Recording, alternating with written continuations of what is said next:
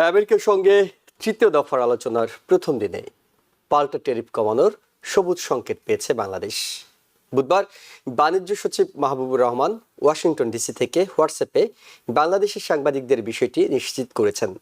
বাণিজ্য সচিব জানান, এজেন্ডা অনুযায়ী আমেরিকার সঙ্গে 29 জুলাই ফলপ্রসূ আলোচনা হয়েছে এবং বাংলাদেশের উপর আরোপিত ট্যারিফ কমানো হবে বলে ইউএসটিআর এর কর্মকর্তাদের কাছ থেকে ধারণা পেয়েছেন। এক্ষেত্রে দুই দেশের বাণিজ্য ঘাটতি কমাতে আমেরিকাকে একটি প্যাকেজ প্রস্তাব দেওয়ার কথা জানান অর্থ উপদেষ্টা ডক্টর সালেউদ্দিন আহমেদ। তবে এর মধ্যেই 1 আগস্ট থেকে ভারত থেকে আমদানি পণ্যের উপর 25% ট্যারিফ কার্যকর করেছে ট্রাম্প প্রশাসন। আজ সামাজিক মাধ্যমে দেয়া এক পোস্টে শুল্ক আরোপের এই ঘোষণা দেন প্রেসিডেন্ট ডোনাল্ড ট্রাম্প। রাশিয়ার কাছ থেকে সামরিক সরঞ্জাম ও জ্বালানি আমদানি করায় ভারতকে জরিমানা গুনতে হবে বলেও সতর্ক করেছেন তিনি। ট্রাম্প বলেছেন, ভারত আমেরিকা বিরোধী জোট ব্রিক্সের অন্যতম সদস্য। পাশাপাশি ভারতের উচ্চ ট্যারিফের কারণে আমেরিকার সঙ্গে দেশটির বিশাল বাণিজ্য ঘাটতি রয়েছে। এখন তারা ব্যাপকভাবে ট্যারিফ কমাতে চায় বলেও জানান তিনি। এদিকে ট্রাম্পের এই সিদ্ধান্তের প্রতিক্রিয়ায় ভারত জানিয়েছে, নিজেদের স্বার্থ রক্ষায় তারা সব ধরনের পদক্ষেপ নেবে। এছাড়া এই ট্যারিফের কারণে ভারতের অর্থনীতির উপর কী ধরনের প্রভাব পড়তে পারে সেই বিষয়টিও খতিয়ে দেখা হচ্ছে বলে জানানো হয়েছে।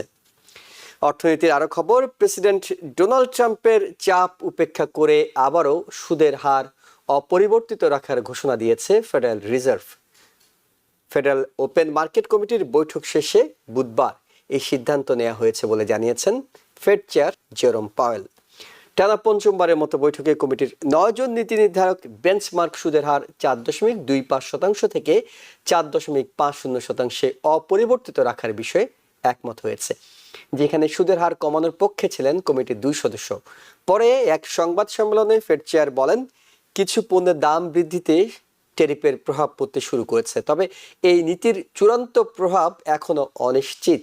এছাড়া মূল্যস্ফীতি নিয়ন্ত্রণে রাখতে প্রয়োজনীয় যা করা দরকার তাই করা হবে। এই ঘটনায় প্রতিক্রিয়া জানিয়েছেন প্রেসিডেন্ট। দেশে এখন কোনো মূল্যস্ফীতি নেই দাবি করে তিনি বলছেন, উচ্চ সুদ হার দেশের মানুষকে ক্ষতিগ্রস্ত করছে। ফেডারেল রিজার্ভ কী কারণে সুদ হার কমাচ্ছে না তা কেউ জানে না বলেও মন্তব্য করেন তিনি। গাজা প্রসঙ্গ, রাষ্ট্র হিসেবে প্যালেস্তাইনকে স্বীকৃতি দেওয়ার আহ্বান জানিয়ে একটি ঘোষণাপত্রে সই করেছে ফ্রান্স, কানাডা, অস্ট্রেলিয়া, নরওয়ে সহ বিশ্বের 15টি দেশ।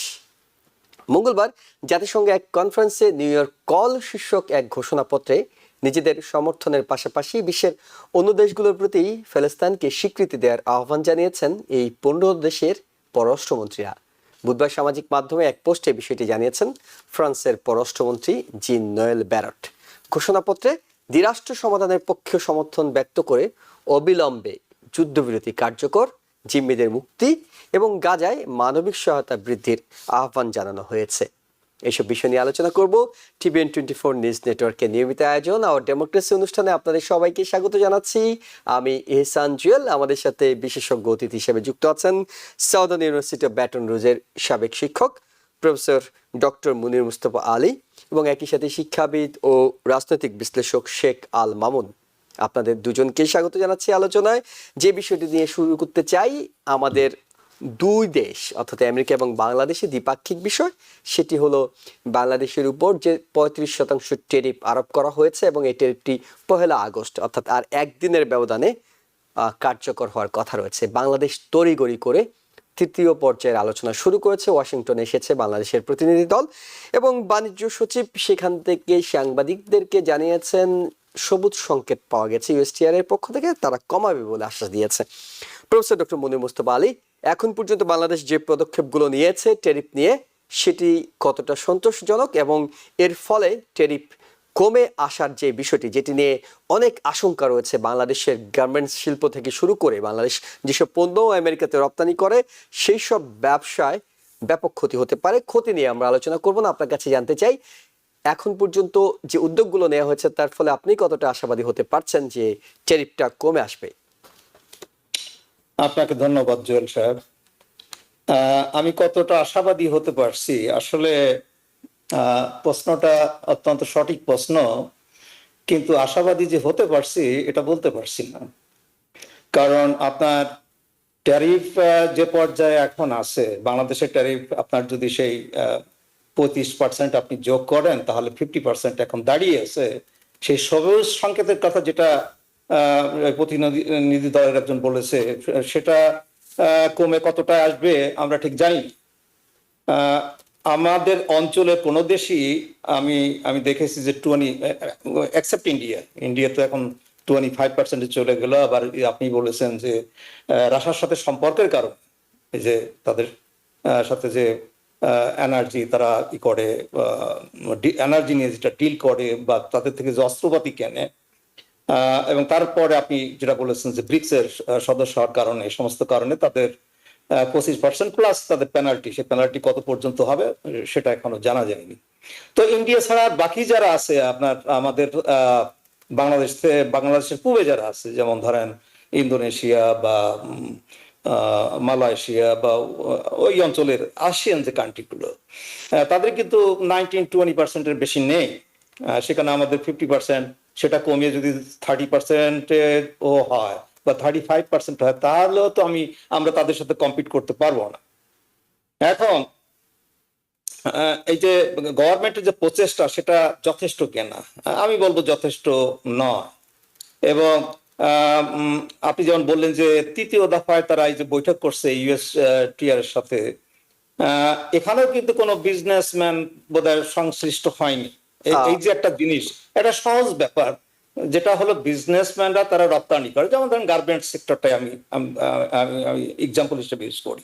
তারা গার্মেন্টস এর দ্রব্য রপ্তানি করে USA, সেখানে তারাই তো এই ট্যারিফের ব্যাপারটা তারাই তো আরো ভালো বুঝবে। মানে এই যে এবং আপনার বিজিএমের 50% প্রেসিডেন্ট 30% তিনি একটি গোল টিভির আলোচনায় একেবারে ক্ষোভ প্রকাশ করে বলেছেন যে আমাদের পণ্য যাচ্ছে, অর্থাৎ গার্মেন্টস পণ্য যাচ্ছে, যে 2 দফা এর আগে আলোচনা হয়েছে সেই 2 দফা আলোচনায় বিজিএমের কোনো প্রতিনিধি নেই, এবং এই ক্ষোভ জানানোর পরে তৃতীয় দফা যখন আলোচনা শুরু করা হলো সেখানেও নেই।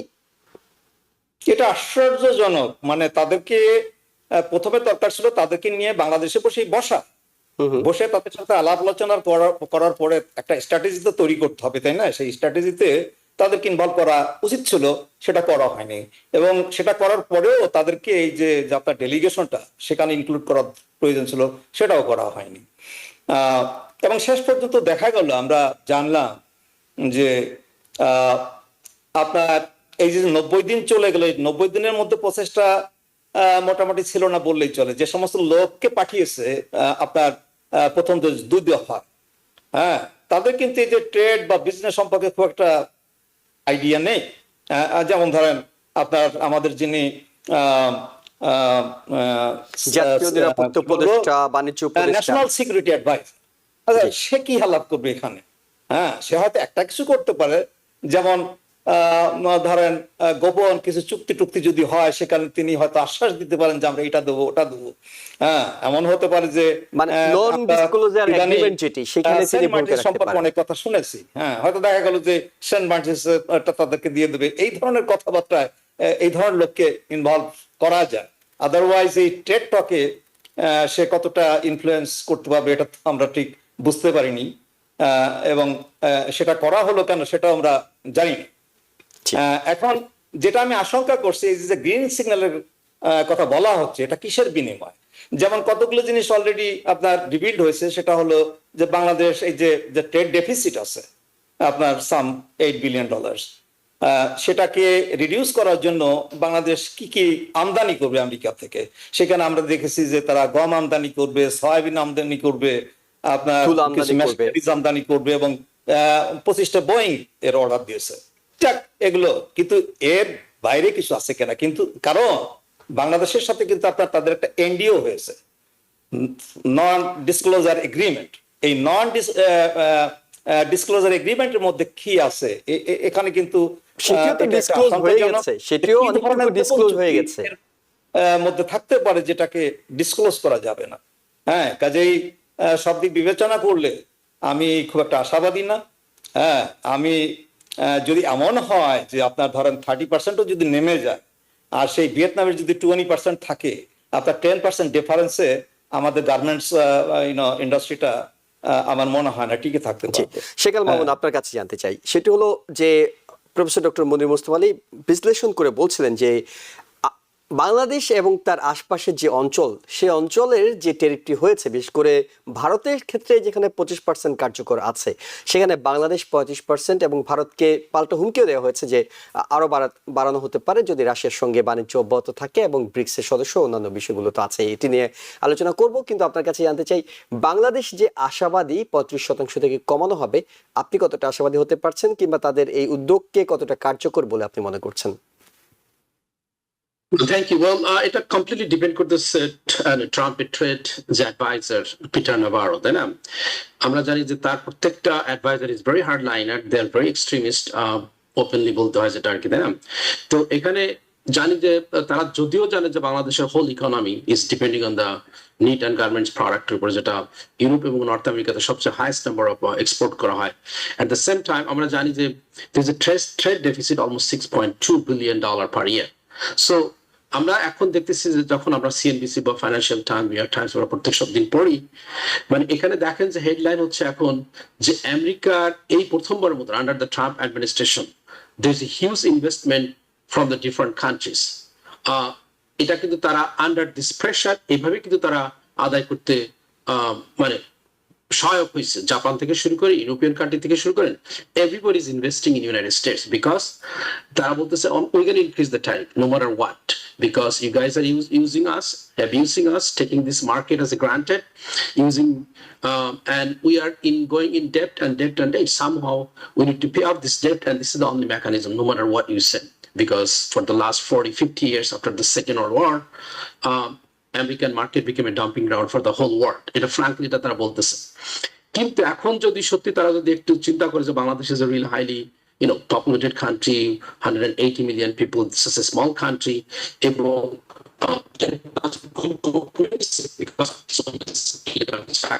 সেটাকে যদি তারা, আপনি দেখেন এখন বিএজএমই কে কেউ আসেন, they know exactly how many people they employ, how many millions of dollars they're paying to those women and other people they're working, and they're the bread and butter for the family and the country.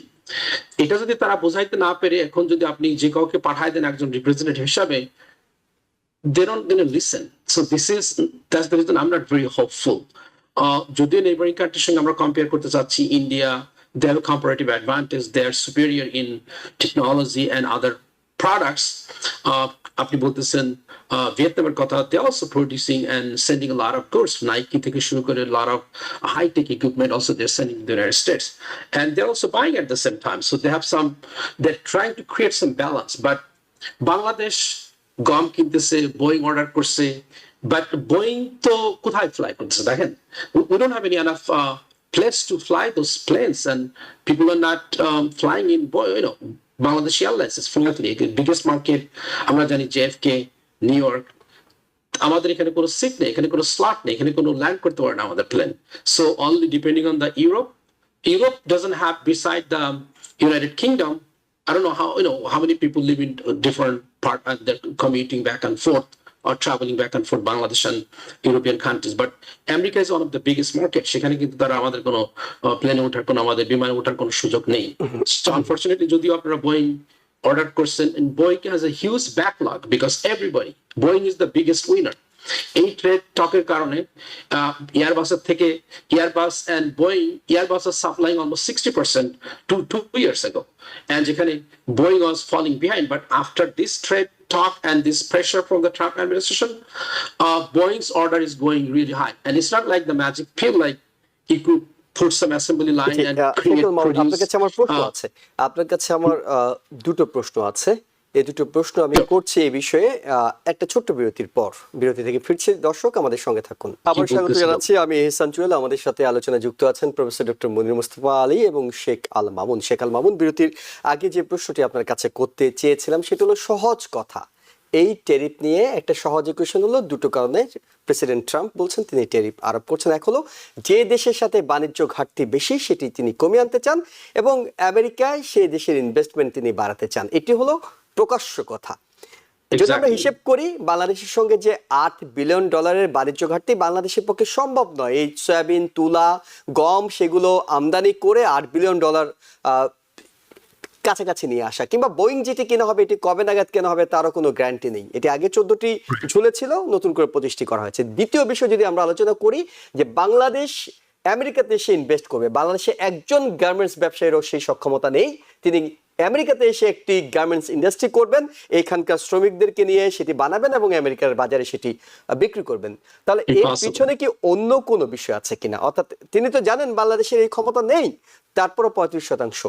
অন্য কোনো রহস্য, non disclosure এগ্রিমেন্টের বিষয়টি আলোচনা আছে, অন্য কোনো কিছু আপনার কাছে মনে হয় কিনা, এবং সেটি তলে তলে সেই সমঝোতা হয়ে গেলেই এটি গ্রিন সিগন্যাল কিনা?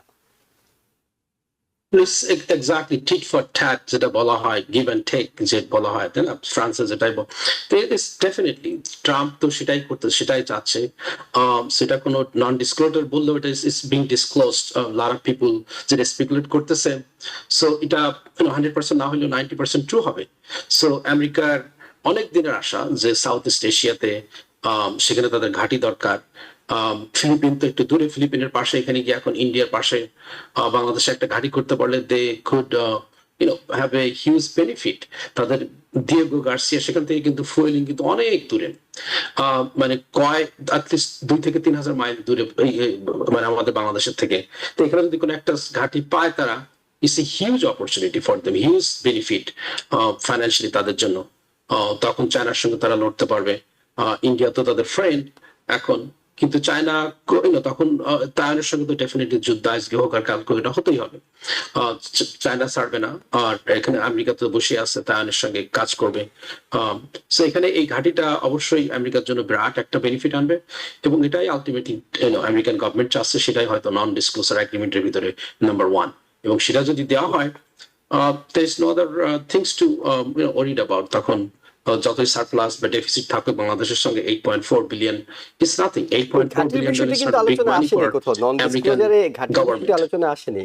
আসছিল চীনের সঙ্গে সম্পর্ক কমাতে হবে, এখন যে মাখামাখি চলছে কিংবা জোট গঠনের নানা গুজব শোনা যাচ্ছে সেটি করা যাবে না, এটি নন ডিসক্লোজারে আছে। ঘাটির বিষয়টি কিন্তু কোথাও নেই। Well, non-disclosure means you don't know exactly what is there. That is what is the meaning of non-disclosure agreement. So এখানে চায়নার সঙ্গে মাখামাখি করা যাবে না, there is no specific point. China invested hugely to America, Bangladesh infrastructure. সবচেয়ে বেশি বিনিয়োগ চায়নার বিনিয়োগ সবচেয়ে বেশি। হ্যাঁ, কিন্তু আমেরিকা তো এভাবে বিনিয়োগ করতেছে না ফ্র্যাঙ্কলি, কিন্তু America is giving their market to sell Bangladeshi products, তো বাংলাদেশি লোকগুলো উপকৃত হয়।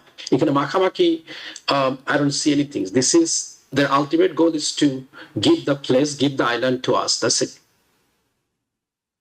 ওকে, প্রফেসর ডক্টর মনির মোস্তফা আলী, ভারতের প্রসঙ্গটি আমরা কিছুটা আলাপ করে ফেলেছি যে 25% এবং পরবর্তীতে সেটি হয়তো বাড়তে পারে। আমরা যে বিষয়টি নিয়ে এরপর আপনার সাথে আলোচনা করতে চাই, ফেড চেয়ারম্যানের উপর ক্রমাগত চাপ বাড়ানো হচ্ছিল। আমরা আনপ্রেসিডেন্টেড ওয়েতে দেখেছি প্রেসিডেন্ট, এমনকি ফেডারেল রিজার্ভ আর যে নতুন ভবন হচ্ছে সেটিও দেখতে গিয়েছেন, এবং দেখতে যাওয়াটাকে অনেক রাজনৈতিক বিশ্লেষকরা বলছিল যে ফেড চেয়ারের উপর একটা চাপ প্রয়োগ তিনি করতে চেয়েছিলেন আজকের বৈঠককে সামনে রেখে। এবং ইনভেস্টিগেশন চলছে তার এই নতুন সংস্কার ভবন, সেটিও আমরা জানি। ফেড চেয়ার অটল আছেন, তিনি কমাননি, কমানোর পিছনে কোনো যুক্তি খুঁজে পাননি। প্রেসিডেন্ট বলছেন যে মূল্যস্ফীতি নেই, সেক্ষেত্রে কেন এটি কমানো হয়নি। শেষ পর্যন্ত ফেড চেয়ার কি টিকে যাচ্ছেন, নাকি তাকে একটু দেরিতে হলে বিদায় নিতে হবে বলে মনে হচ্ছে আপনার কাছে? না, ওনার টার্ম তো বেশি দিন নেই, ওনার তো মে মাসে তো টার্ম এক্সপায়ার হবে। হ্যাঁ, কাজে এখন থেকে মে মাস তো খুব বেশি দিন না, 10 মাসের মতো হয়তো উনি টিকে যাবেন। হ্যাঁ, প্রেসিডেন্টের তো ফায়ার করার কোনো নমুনাও ইতিপূর্বে নেই। ফেড তো ইন্ডিপেন্ডেন্ট। হ্যাঁ, তো যেটা আমরা আশঙ্কা করি যে ট্রাম্প তো যে কিছুই করতে পারে। হ্যাঁ, তো এখানে হয়তো এমনটি হতে পারে যে তাকে হয়তো তার যে অ্যাডভাইজার আছে তারা হয়তো সুবিধা দেবে এই প্রেসিডেন্টটা তৈরি না করা। এটা একটা জিনিস। আর উনি যেটা বলছেন যে ইনফ্লেশন তো বাড়ছেন, আসলে এই যে রিসেন্ট যে রিপোর্টটা, এই রিপোর্টের তো আপনার 0.3% তো অলরেডি বেড়ে গেছে। আপনি তো বললেন মনে হয় যে 3.4 মেতে হলো 3.4 ছিল, সেটা জুনে গিয়ে হয়েছে 3.7। তো এক মাসে দেখেন, এক মাসে যদি অতটা বেড়ে থাকে তাহলে পরবর্তী সময় আর দেখেন ট্যারিফটা কিন্তু এখনো কার্যকর হয়নি। ট্যারিফটা কার্যকর হবে, যেটা বাড়তি ট্যারিফ যেটা করা হয়েছে, আগের যেটা সেটা তো আছেই, কিন্তু বাড়তি যে ট্যারিফটা এটা কার্যকর হবে অগাস্ট মাস থেকে।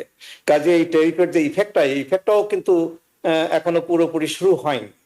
হ্যাঁ, কাজে ওটা যখন শুরু হবে তখন হয়তো দেখা যাবে যে ফেড চেয়ার যে অজুহাতে ইন্টারেস্ট রেটটা কমাচ্ছে না সেটা হয়তো বাস্তবায়িত হবে। যেমন ধরেন দ্রব্যমূল্য দেখা যাবে সেই 3.7 থেকে আই এম সরি 2.7, আমি বোধহয় 1% বেশি বলে ফেলছি, 2.7 right. থেকে জি। আপনার দেখা যাবে 3 বা 3.5, 4 মাস যতই যাবে দেখা যাবে যে বাড়তেই থাকবে। আর তখন তো এটা করবে না, মানে ইন্টারেস্ট রেট কমাবে না। আবার অন্যদিকে ট্রাম্পের যে দাবিটা, আপনি দেখেন ইন্টারেস্ট তো আপনার inflation, I am sorry, inflation যেখানে 9%-এর উপরে ছিল বাইডেনের আমলে, সেটা তো কমাতে কমাতে কমাতে আপনার 2.1-3 এর মধ্যে চলে আসছিল। বাট ফেডার টার্গেট হচ্ছে আপনার 2%। তো এখানে সেই লাস্ট কিন্তু আপনার ইন্টারেস্ট রেট কাট হয়েছে আপনার ডিসেম্বর মাসে। এই আর কয়েকদিন পরে, একদিন পরে কিন্তু আপনার অগাস্ট মাসে এসে যাবে। এই যে 8 মাসে একদমই কমানো হলো না, এটাও কিন্তু আমি ঠিক বুঝতে পারিনি যে এত রিজিড যদি ফেড হয়, সেটা আমি খুব একটা, আমি ব্যক্তিগতভাবে মেনে নিতে পারছি না। আপনার দেখেন মানে 2% আপনার টার্গেট হতে পারে, কিন্তু 2%-এর কাছাকাছি যখন হয়েছে তখন অ্যাটলিস্ট আর দুটো কোয়ার্টার রিডাকশন করা যেত। আপনার ধরেন সেই এখন এই যে আপনি যেমন বললেন 4.25 থেকে 4.75, সেখানে আর দুটো কমালে কত হতো, মানে 50%, মানে 0.5%, 50 বেসিস পয়েন্ট যেটাকে আমরা বলি। হ্যাঁ, তাতে হয়তো এমন কিছু হতো না, এমন মানে ইনফ্লেশন, যদিও ইনফ্লেশন বাড়ে তারপরেও আপনার ইন্টারেস্ট রেট এখন তো ভেরি ভেরি হাই। আপনি যদি দেখেন যে মর্গেজ রেট যদি দেখেন, আপনি একটা গাড়ি কিনতে গেলে সেই যে লোনের যে ইন্টারেস্ট রেট, এটা অত্যন্ত বেশি মানুষের উপর। এটা আমি তো মনে করি একটা অত্যাচার চলছে। আর একটু কিছুটা কমালে আমার মনে হয় না তেমন কিছু হতো না। আমার তো মনে হয় যেখানে দুজন স্টাফ বন্ড লোককে আমরা দেখতে পাচ্ছি, আমাদের প্রেসিডেন্টের স্টাফ বন্ড, সে কোনো মতেই তাকে ছাড়তে রাজি না, যেহেতু ইতিপূর্বে কোনো প্রেসিডেন্টকে ফেড চেয়ারের কোনো সমালোচনা করতে আমরা দেখিনি। আবার অন্যদিকে ফেড চেয়ার এমন স্টাফ বন্ড যে সে যেটা বলছে সেটাই সে করবে, সে কোনো মতেই কমাবে না। তবে একটা জিনিস এবার দেখা গেছে, সেটা হলো যে মানে আপনার ডিসেন্ট হয়েছে ওখানে।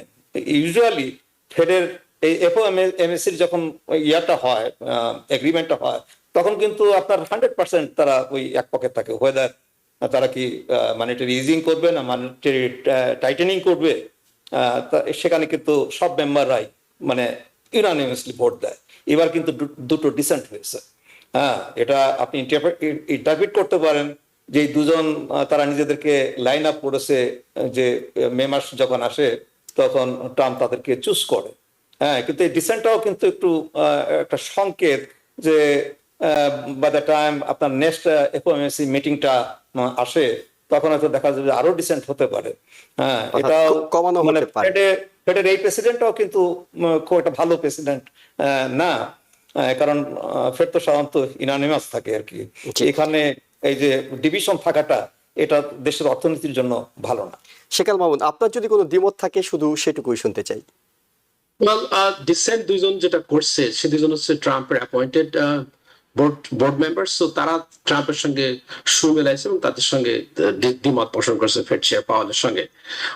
দ্বিমত হচ্ছে, look, federal reserve bank is such N institute, is definitely আমরা জানি যে independent, but there main objective is to reduce the inflation and have the full employment. কিন্তু দেশের যে এখন প্রেক্ষাপট, যেখানে মানে আনসার্টেনিটি যেটা বলতেছে, সেটার উপরে বেস করে যে tariff একদিন 40%, একদিন 35%, একদিন 50%. Even you saw that the metal is going to be, the copper is going to be 50% tariff from tomorrow. So this could create huge fluidity of things. So until and unless all things settle down, even though like এখন মোটামুটি বোঝা গেছে যে ট্রাম্পের tax is going to be anything from 15 to 25%. So এটার উপর base করে আমি যখন 2:30 তার ইন্টারভিউটা, তার প্রেস শুনতেছিলাম এবং দেখতেছিলাম, so still he always believed the data, always realistic data যেটার উপরে বেস করে কিন্তু তাদের ডিসিশন মেক করতে। It's not like you like or you dislike. They have a huge responsibility. American people give them the responsibility. The Congress created this institute.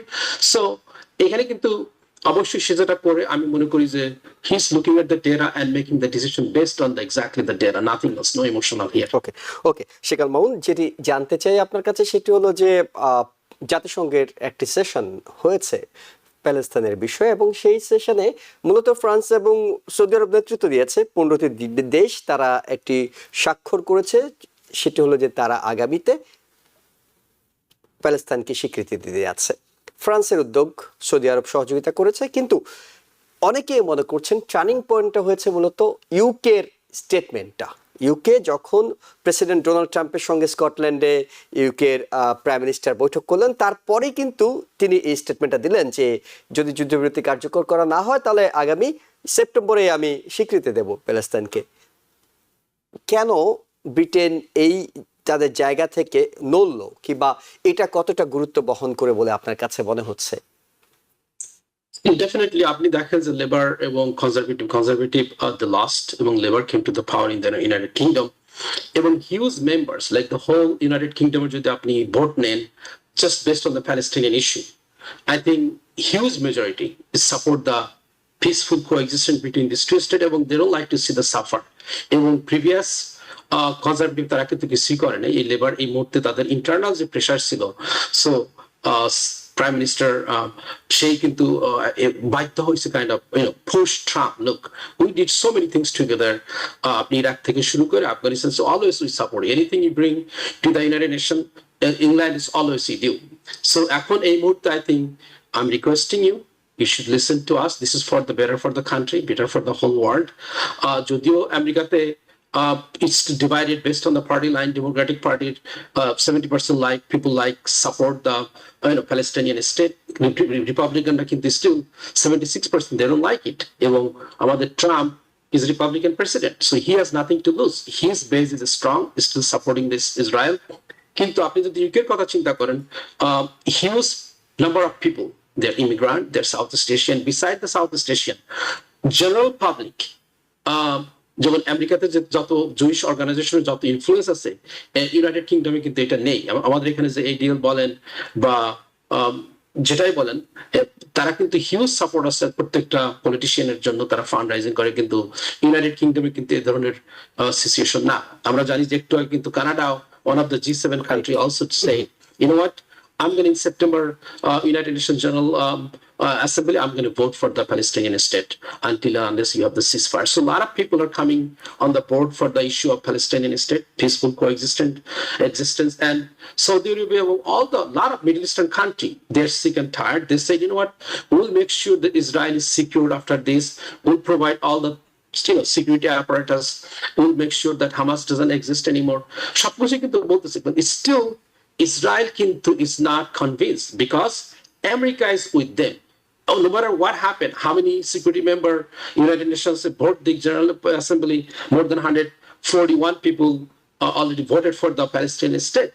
But if it's America said, you know what, no, that this whole thing is going to postpone. So that's very unfortunate. I don't know.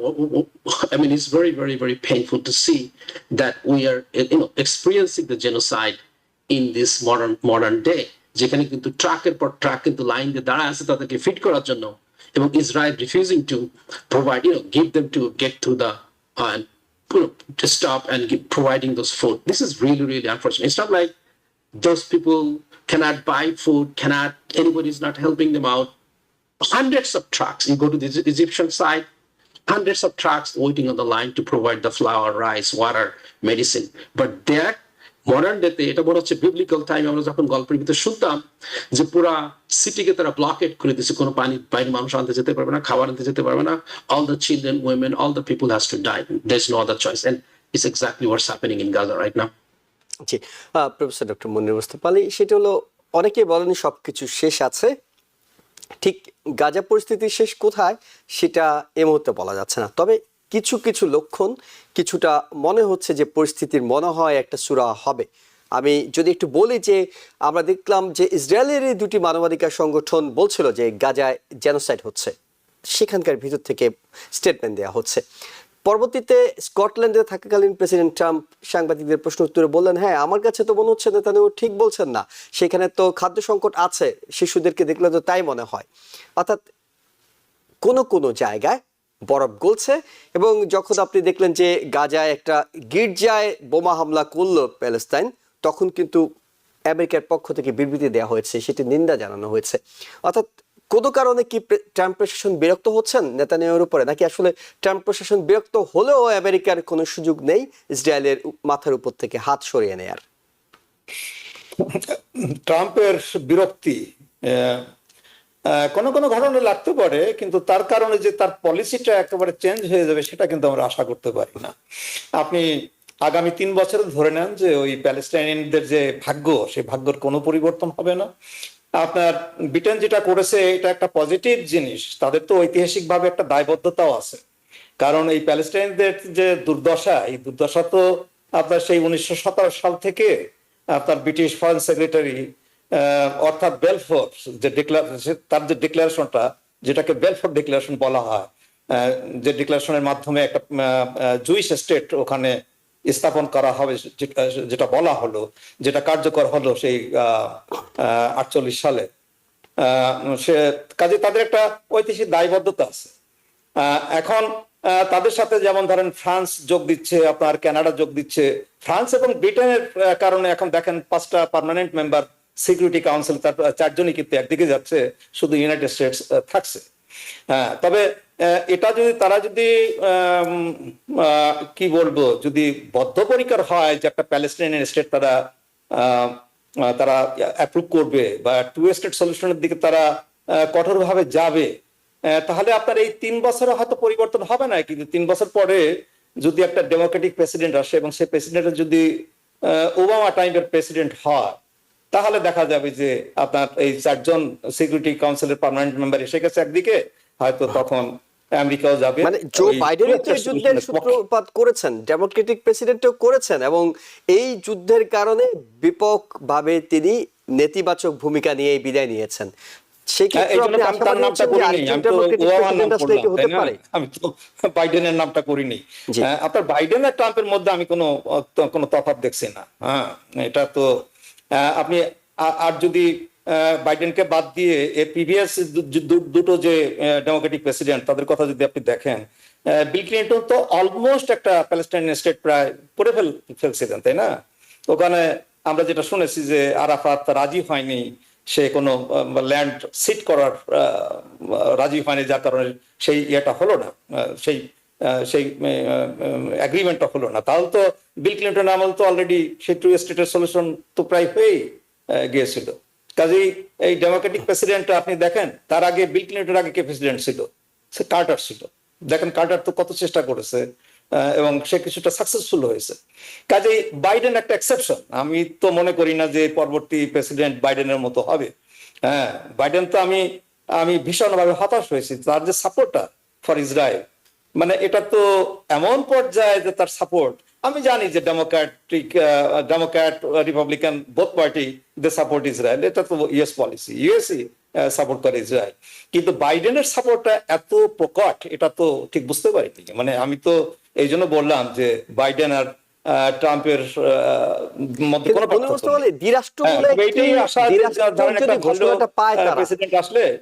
সুবিধা পাবে তারা? তারা দ্বিরাষ্ট্রের ঘোষণা পেলে কি সুবিধা পাবে? অর্থাৎ গাজা কি চাইলে বোমা মারতে পারবে না? না, 2 স্টেট যদি হয়ে যায়, যেমন ধরেন আপনার মানে ইউনাইটেড নেশনস এর হলো 193 মেম্বার স্টেট, তার মধ্যে কিন্তু 147 জন অলরেডি এইটাকে প্যালেস্টাইনিয়ান স্টেটকে তারা রিকগনাইজ করেছে। রাইট, রিকগনাইজ করেছে। আবার যদি যে 3 জনের কথা আমরা শুনছি, Canada, Great Britain and France, আপনার 150 হয়ে গেল, তাই না? একেবারে নরওয়ে আছে, সেখানে অনেকে আছে, এখন নতুন করে অস্ট্রেলিয়া যোগ দিচ্ছে, আছে নরওয়ে আছে, আর কয়েকজন আছে, ইউরোপিয়ান আরো 3 কান্ট্রি আছে। হ্যাঁ, তো ব্যাপার হলো বড় বড় দেশগুলো যদি আপনার এরকম রিকগনাইজ হবে, আপনার ছোট ছোট দেশগুলো আমি তো বললাম যে 147 জন আছে, কিন্তু তার মধ্যে তো বড় দেশ খুব কম, ছোট ছোট দেশ, গরিব দেশ এইগুলো। এই জন্য আমি বললাম যে এই যে কানাডা জয়েন করলো, মানে প্রথম তো ডিক্লেয়ার করলো ইমানুয়েল ম্যাক্রন, হ্যাঁ, তার সাথে এখন গ্রেট ব্রিটেন জয়েন করলো, এখন কানাডা আসলো। আমি অপেক্ষা করছি যে জাপান, অস্ট্রেলিয়া এরা কখন আসে। হ্যাঁ, এরকম আসলে তারা কিছুটা ইনফ্লুয়েন্স করতে পারবে ইউএস কে, এবং সেখানে যদি আপনার একজন ন্যায়পরায়ণ একজন প্রেসিডেন্ট আসে ডেমোক্রেটিক পার্টি থেকে, রিপাবলিকান পার্টি থেকে আমি আশা করি না, বাট ডেমোক্রেটিক পার্টি থেকে যদি আসে তাহলে এত একটা পরিবর্তন আমরা দেখতে পারি, এবং অদূর ভবিষ্যতে আমরা হয়তো সেই টু স্টেট সলিউশনটা দেখতে পারবো। হ্যাঁ, কিন্তু সেখানে এই যে 3 বছরে যে কি হবে এটা আমাদের দেখতে হবে। একটা জিনিস কিন্তু আমরা মানে এই 3 বছর আপনি কোনো আশা দেখছেন না, এই 3 বছরে কোনো আশা দেখছেন না? না, আমি 3 বছর আশা দেখছি না, বরং আমি যেটা দেখতে পাচ্ছি সেটা হলো 3 বছরে মানে ল্যান্ড গ্রাব আরো কতটা হয়। আমরা দেখেন যে গাজার কথাটা আমরা দেখছি, কিন্তু ওয়েস্ট ব্যাংকে কি হচ্ছে এটা কিন্তু আমরা ইগনোর করছি, বা আমরা অতটা সূক্ষ্মভাবে দেখছি না। ওয়েস্ট ব্যাংকে কিন্তু ব্যাপকভাবে আপনার সেটেলমেন্ট শুরু হয়েছে, এবং সেখানে কিন্তু ল্যান্ড গ্রাবিং এমন ভাবে চলছে যে আগামী এইভাবে যদি চলতে থাকে আগামী 3 বছরে তো সে আপনার ওয়েস্ট ব্যাংকেরও অর্ধেক চলে যাবে ইসরায়েল। জি, শেখ আল মামুন, আপনি সম্ভবত কিছু যোগ করতে চাইছেন এই বিষয়ে।